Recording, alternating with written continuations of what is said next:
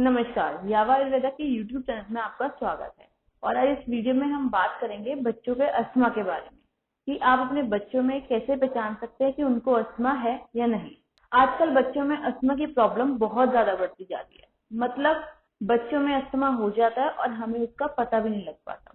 तो आज हम उसी के बारे में डिस्कस करेंगे कि कैसे आप पहले ही पता लगा सकते हैं कि आपके बच्चे को अस्थमा है और आप उसे किस तरीके से इमीडिएटली हेल्प दे सकते हैं। तो जैसे कि हमने आपको पहले भी वीडियोस में बताया हुआ है कि अस्थमा एक श्वास की नली में आने वाली सूजन की वजह से होता है। मतलब जो आपके आसपास एलर्जी मौजूद होती है उसी के खिलाफ आपकी बॉडी रिएक्ट करती है, जिसके कारण आपको अस्थमा के सिम्टम्स दिखने लग जाते हैं, जैसे कि सांस फूलना, चेस्ट में पेन होना, गड़गड़ाहट होना, रात में नींद न आना एक्सेट्रा। अगर हम बात करें बड़ों की, तो जो बड़े होते हैं वो अपनी बात आसानी से, अपनी परेशानी आसानी से एक्सप्लेन कर सकते हैं और हम उनकी हेल्प कर सकते हैं। लेकिन जब बात आती है छोटे बच्चों की, तो छोटे बच्चे अपनी बात बता नहीं पाते हैं, अपनी परेशानी को एक्सप्लेन नहीं कर पाते हैं।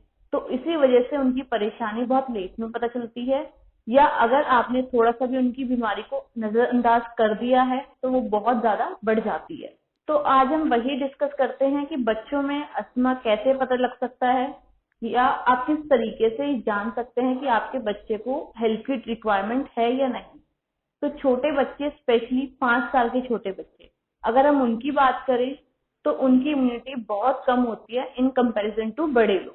5 साल, 12 साल या 18 साल से बड़े लोग, क्योंकि उनकी इम्यूनिटी अच्छी खासी डेवलप हो चुकी होती है या हो रही होती है, तो वो सभी हर तरीके के इन्फेक्शन के लिए प्रोन हो जाते हैं।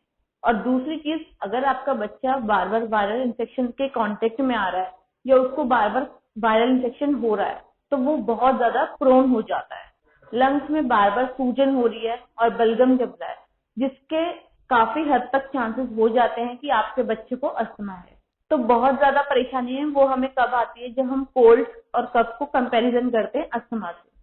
क्योंकि हमें ज्यादातर लगता है कि बच्चे को कोल्ड या कफ हो चुका है या उसको ठंड लग गई है, शायद इसी वजह से उसको वो परेशानी हो रही है। लेकिन उस कंडीशन में भी उसका पेट वो बहुत ज्यादा अगर बार बार फूल रहा है और फिर बंद कम हो रहा है, यानी कि जब आप देखते हैं बच्चे का पेट जो होता है वो 17 से 18 से ज्यादा 24 बार बोलता है, मतलब 1 मिनट के अंदर। लेकिन अगर वो ज्यादा बार फूल रहा है, 36 बार या 40 बार, तो इसका मतलब है बच्चे को सांस लेने में बहुत ज्यादा तकलीफ हो रही है और उसे इमीडिएट हेल्प की जरूरत है। इस तरीके से अगर आप बच्चे का चेहरा पीला पड़ रहा है या नीला पड़ रहा है, तो ये क्लियर साइन है कि बच्चा नॉर्मल नहीं है, उसको हेल्प की या ट्रीटमेंट की जरूरत है। और जो नॉर्मल काम है, जैसे चलते हैं या उठते हैं, बैठते हैं, उस काम को करने में बच्चा जैसे पहले करता था और वो अचानक से उसकी सारी एक्टिविटीज जो है वो बहुत कम हो गई है, अगर वो नहीं कर पा रहा है तो इसका मतलब है उसे परेशानी हो रही है, तभी वो एक्टिवली काम नहीं कर पा रहा है। तो ये भी एक क्लियर साइन है कि उसको ट्रीटमेंट की नीड है। उसको अस्थमा हो चुका है या बच्चे को अस्थमा की तकलीफ है, तो आप उससे पहले से ही काम शुरू कर दीजिए। आप अपने बच्चे को शहद में तुलसी, थोड़ी सी काली मिर्च और शहद मिलाकर इसका पेस्ट बनाकर रख लीजिए और बच्चों को जितनी बार हो सके उतनी बार दीजिए। और अगर आपके बच्चे में भी ऐसी कोई परेशानी देखने को मिल रही है या आप उसका इलाज चाहते हैं या और आप उसकी परेशानी से निजात पाना चाहते हैं, तो हमें नीचे दिए गए नंबर पर कॉल करके हमसे संपर्क कर सकते हैं और सारी जानकारी ले सकते हैं। इसी के साथ मिलते हैं नेक्स्ट वीडियो में, तब तक के लिए धन्यवाद।